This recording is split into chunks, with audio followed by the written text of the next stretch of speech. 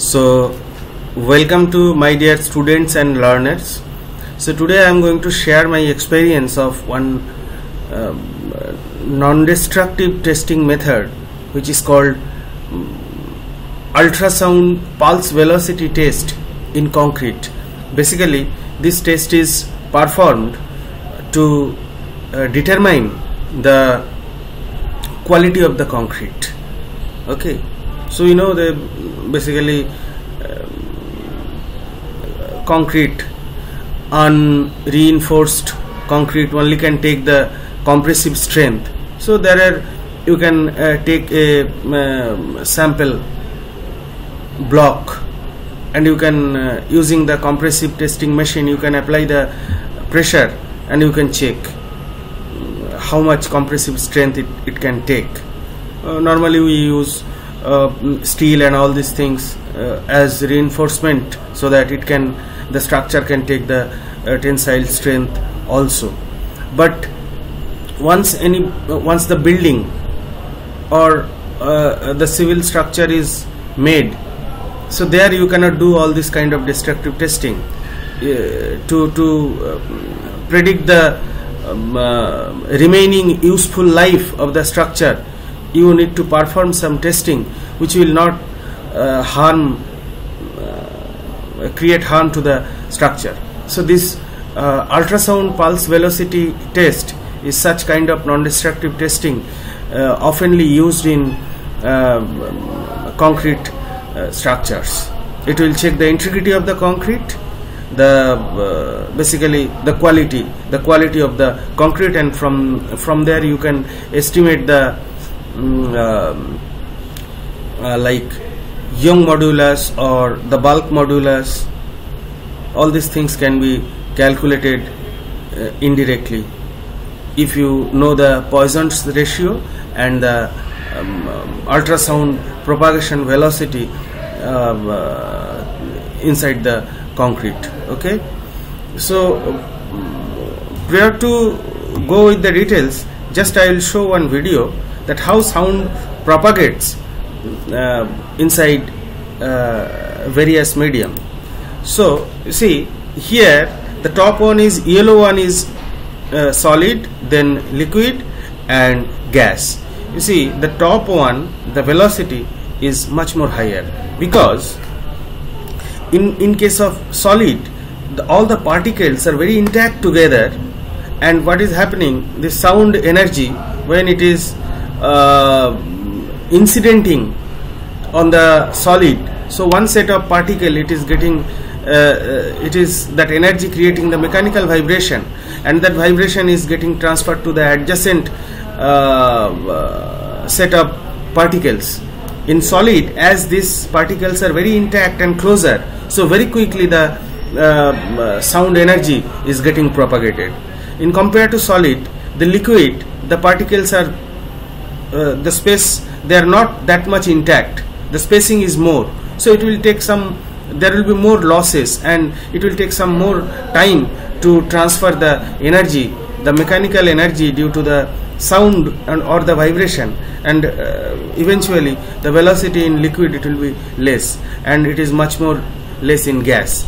You can see the velocity of sound in air, it will be less, but it will be higher in water and much more higher in steel or something like that. Okay, so why I am telling this example, if the integrity of the inside the medium is more, they are rigid, they are very closely coupled together or intact, then the velocity of sound inside that particular medium it will be more. Okay, so naturally if the velocity in some medium is higher, then we can conclude that the rigidity or the integrity of the internal structure or the internal particles are more intact and it can take more strength. So likewise in civil structure also, if the this sound propagation velocity inside the concrete is higher, then we can conclude that this concrete quality is better than that. Okay, so basically this is the concept. So normally the because I have this experience when I worked in QA, so some places I can't remember, maybe it is near to somewhere in the roof slab, some concrete, we have done this testing. So normally the manufacturer of this equipment, which is readily available in the market and very popular, it is Pundit Lab, this Proche. This is the equipment basically. This is the equipment. It's a very simple equipment. Inside there is a electrical, the basic component inside the machine is a electrical high frequency pulse generator, then one timer circuit. This is basically the simple. This is the inside of this equipment. Okay, and these are the piezoelectric crystals. What is this piezoelectric crystals? This piezoelectric crystal, it will convert the electrical pulse to mechanical energy. It's nothing but it will create the high frequency pulse, it will be converted to mechanical vibration. Okay, so and there are two sets of transducers. So these piezoelectric transducers are like it can convert the electrical pulse to mechanical vibration as well as the mechanical vibration to electrical pulse. Okay, so one set of transducer, one transducer, it will be used as transmitter, and another it will be used as the receiver. Okay, so the concept is very simple.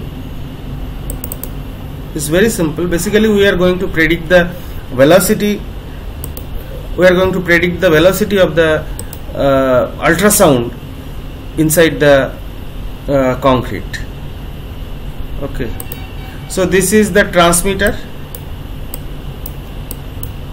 and this is the receiver,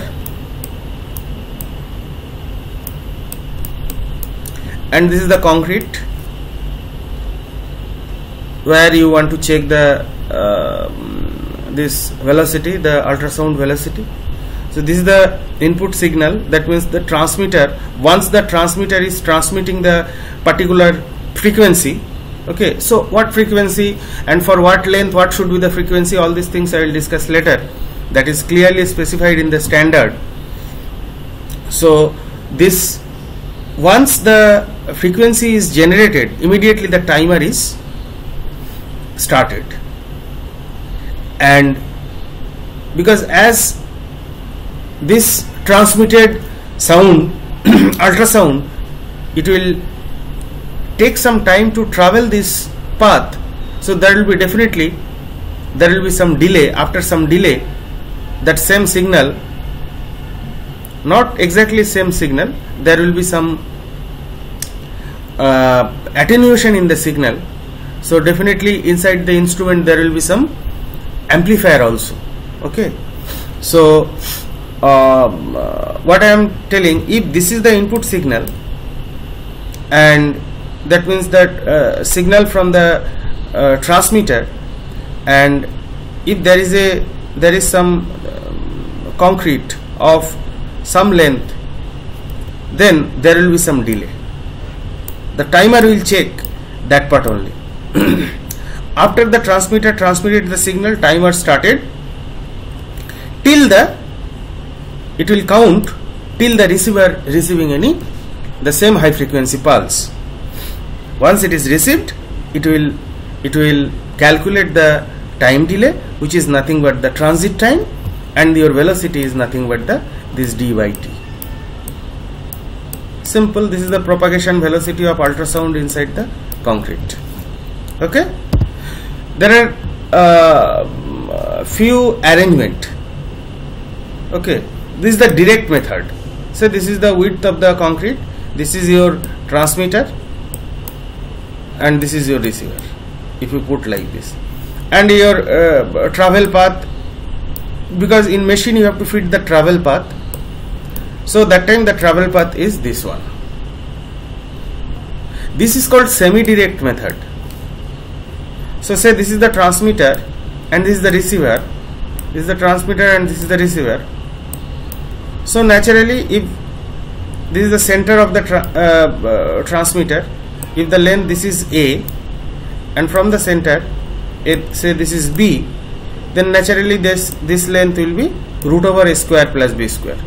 So in the if you place the transducers in this fashion, then the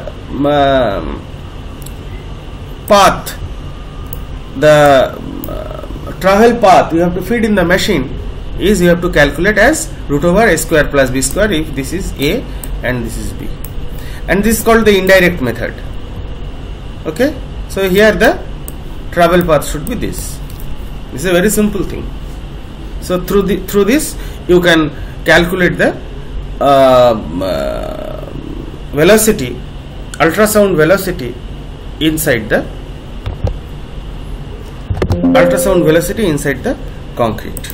Okay, so the standard which are applicable, this one Indian standard IS 516, this is part 5 section 1.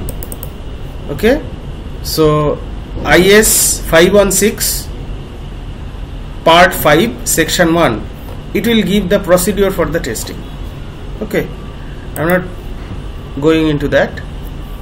And for the acceptance criteria and how to do the testing and all, so that is written in, I used to follow this standard during 2007 or 8, I exactly can't remember.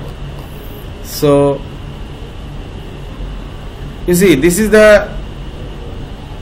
as I was telling. So inside the machine nothing is there, these are the things: pulse generator, transducers, that means one receiver, one transmitter, one amplifier and one timer. Inside the machine means this ultrasound pulse velocity test machine consists of these 4 components. Now what frequency, because this machine, as per the standard, the machine having the capability to generate the frequency from 20 kilohertz to 150 kilohertz. So what frequency you should select? So this table 1 is defining this one. So if your path length is this much, so what should be the frequency? This table 1 it will be deciding that. Okay, and if you feed that, if you set the frequency based on this table 1 and your path length, first you select the path length, that is the how much thickness, if in direct method how much thickness you should take, and all these things that you decide, and you select and you set the frequency, feed the path length automatically and start the test. Automatically the machine will give you the calculate the velocity, and it will give the velocity. Okay, and for the acceptance or to predict the quality, if you see, this unit of the pulse velocity is given by kilometer per second. Okay, so if it is, this is the table 2 will here it is the concrete quality. Okay, so if it is more than 4.5 kilometer per second, so it is excellent. 3.5 to 4.5 it is good. So this is the criteria, and this is the formula. Normally once to predict the remaining useful life of the concrete structure, we need to find the dynamic Young's modulus of elasticity. Okay, so this is the formula, where this mu is the Poisson ratio and rho is the density. These are the parameter which you can get from the designer, and you calculate the through the machine. You calculate any one of the method you can adopt based on the accessibility, how you can place the probe, the two transducers, how you can place it, and based on that you calculate this velocity. Okay, and you put in this formula your dynamic Young modulus of elasticity in megapascal. It will be obtained. So this was all about today's discussion. So hope it will be useful for you, maybe useful for you. Thank you so much. Thanks for your patience.